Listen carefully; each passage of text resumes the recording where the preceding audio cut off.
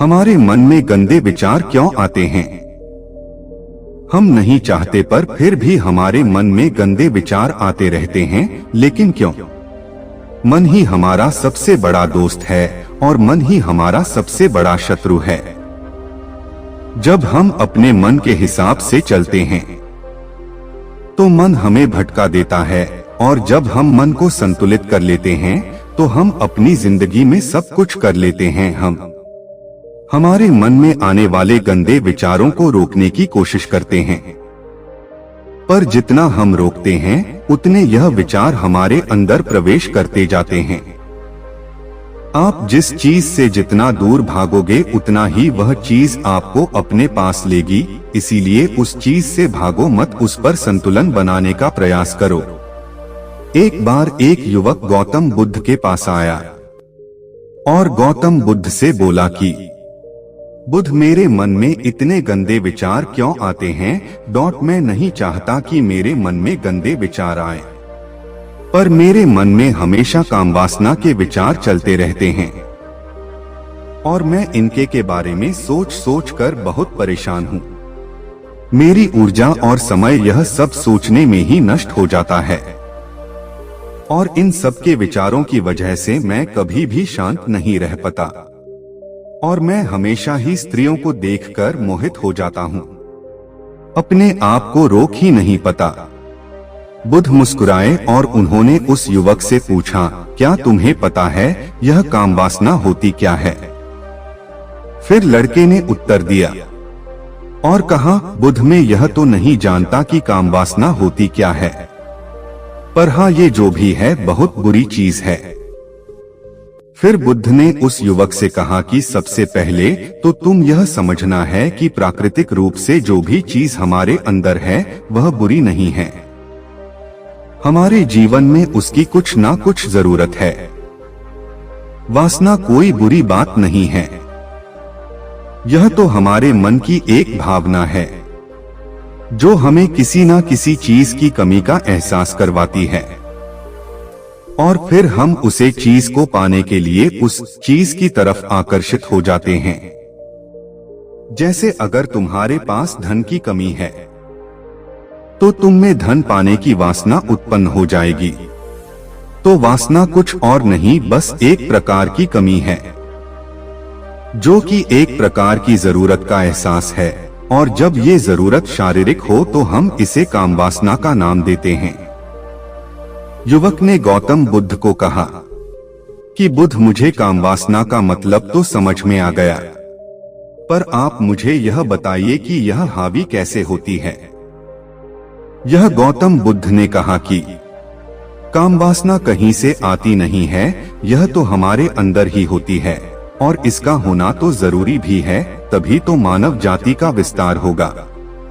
युवक ने कहा, जब यह हमारे अंदर ही है और जरूरी भी है तो फिर लोग इसे गलत क्यों बोलते हैं?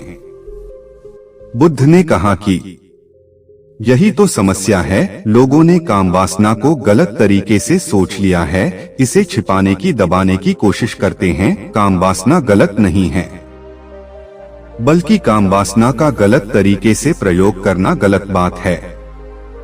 लोग जिससे प्रेम करते हैं बस उसी के लिए जीने लग जाते हैं, उसे पाना ही अपना लक्ष्य बना लेते हैं और उसी के बारे में हमेशा सोचते रहते हैं, पर यह सब गलत है। बुद्ध ने युवक से कहा, क्या तुम्हें पता है जानवरों में भी कम वासना होती है? युवक ने उत्तर दिया, जी बुद्ध, जानवरों में भी काम वासना होती है, क्योंकि जानवर भी तो आखिर अपनी पीढ़ी को आगे बढ़ाएंगे। बुद्ध ने कहा, तो फिर हम जानवरों की काम वासना को गलत क्यों नहीं कहते? युवक ने कहा, मुझे नहीं पता महात्मा, आप ही मुझे बताइए। गौतम बुद्ध ने कहा कि जानवर अपनी कामवासना का प्रयोग आनंद प्राप्ति के लिए नहीं करते, वह तो सिर्फ संतान उत्पन्न करने के लिए कामवासना का उपयोग करते हैं। जानवरों को प्रकृति ने इतनी समझ नहीं दी कि वह कामवासना को अपने सुख का आधार बना सके, जबकि मनुष्य अपनी समझ के बलबूते पर प्रकृति में पाई जाने वाली प्रत्येक वस्तु को अपने सुख के लिए अपने प्रयोग करता है। हम इंसानों ने ही काम वासना को अपने सुख का साधन बना लिया है, जबकि प्रकृति ने तो हमें अपने वंश को आगे बढ़ाने के लिए दिया था।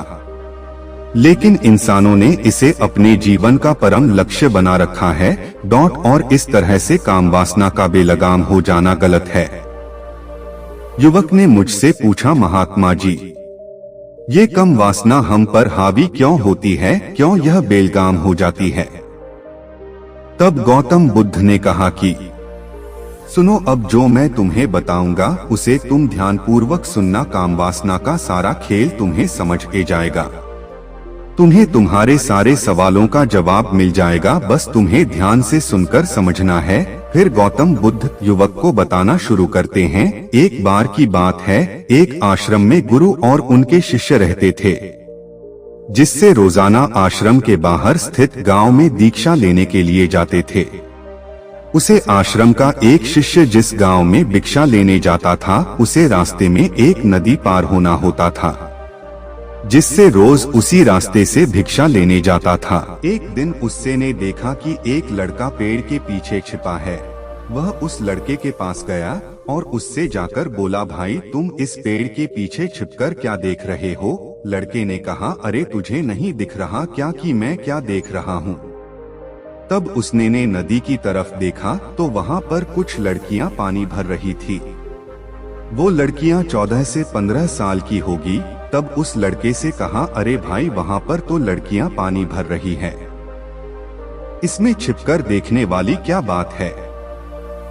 तब वो लड़का नदी की तरफ देखकर उससे कहता है, अरे पागल, तुम्हें दिखाई नहीं दे रहा क्या कि कैसे यह परियां नदी से पानी निकाल रही है?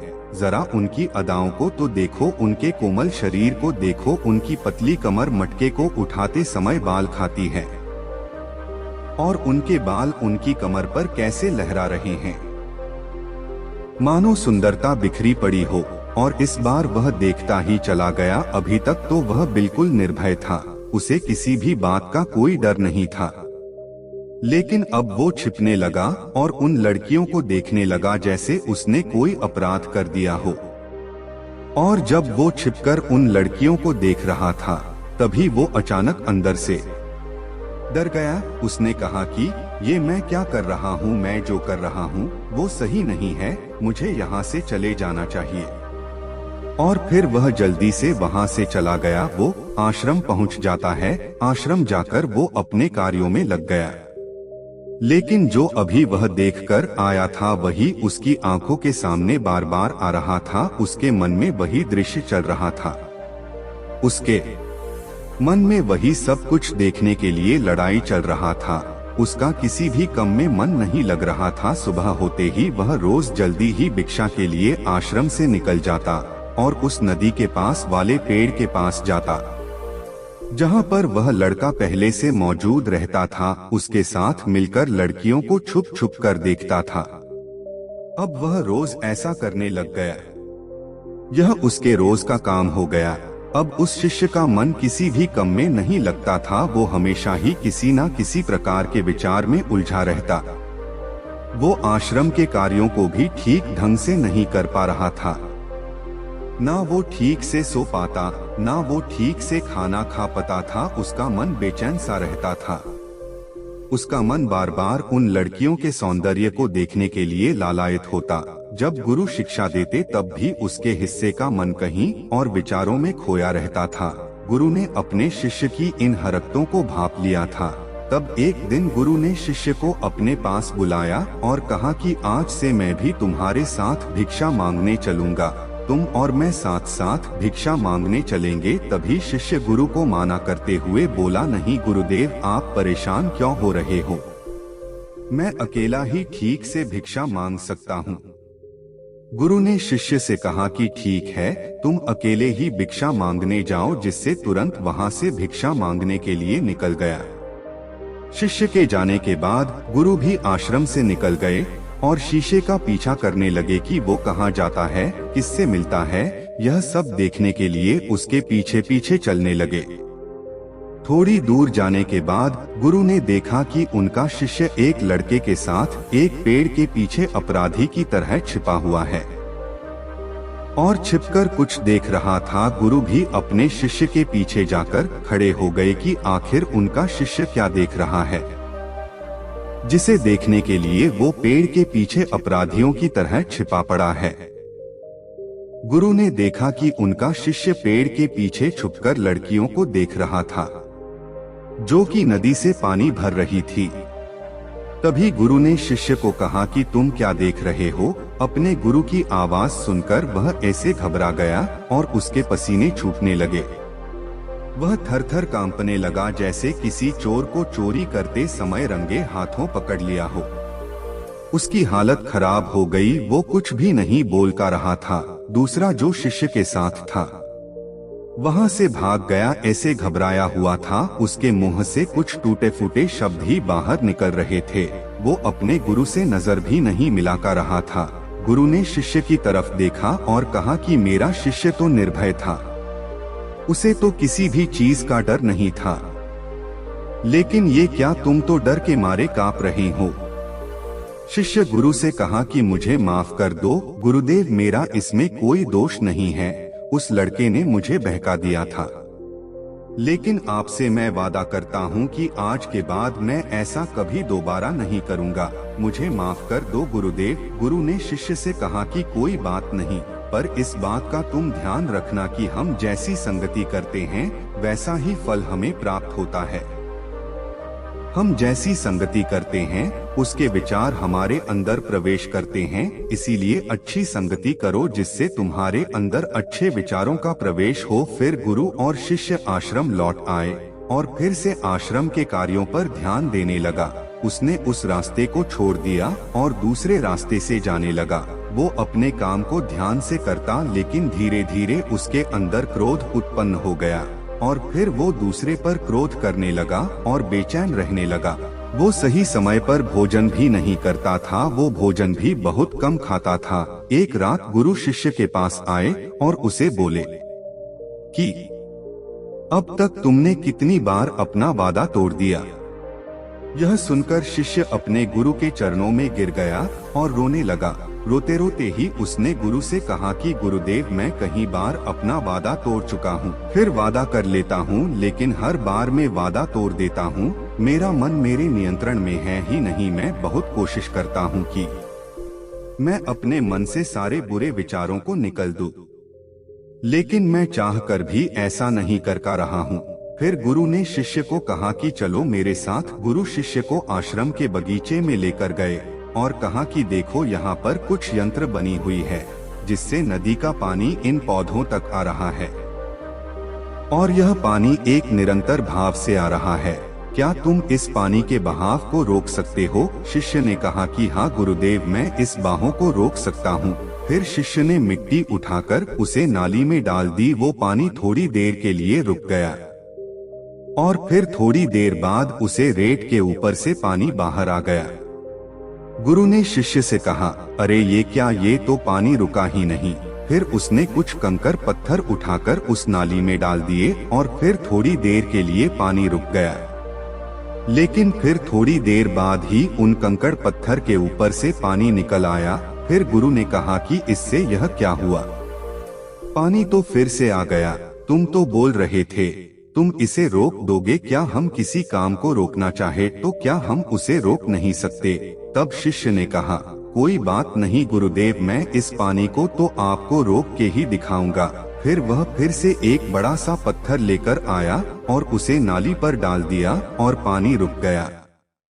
तब गुरु से कहा कि देखा गुरुदेव, मैंने कहा था ना कि पानी को मैं रोक दूंगा। मैंने पानी को रोक दिखाया, आपकी बात मैंने पूरी कर दी।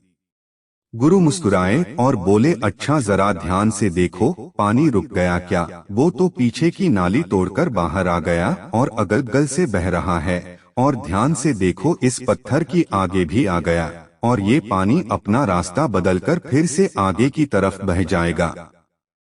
और फिर थोड़ी देर बाद ऐसा ही हुआ। फिर गुरु ने शिष्य को समझाया कि तुम्हारे साथ भी तो ऐसा ही चल रहा है। तुम बार बार प्रयास कर रहे हो, बड़े से बड़ा प्रयास कर रहे हो, पर हर बार तुम्हारा प्रयास टूट रहा है और यह हमेशा टूटता ही रहेगा। तुम कितना भी बड़ा पत्थर रख लो, लेकिन पानी तो अपना रास्ता बना ही लेगा। यह सब देखकर गुरु से कहा कि हे गुरुदेव, क्या कोई तरीका नहीं है जिससे मैं गंदे विचारों से बाहर निकल सकूं, और यह मेरे मन में आई ही नहीं। गुरु शिष्य को एक नदी के पास ले गए जहां से उसे बगीचे में पानी नहीं आ रहा था। गुरु ने शिष्य से कहा, वो पानी इसी नदी से जा रहा है, अगर हम यहीं से उसे रास्ते को बंद कर दें जहां से पानी बगीचे में जा रहा है, तब क्या हम पानी को रोक नहीं सकते? शिष्य ने कहा कि हाँ गुरुदेव, अवश्य ऐसा हो सकता है। मैं इस पानी को यहीं से बंद कर देता हूं।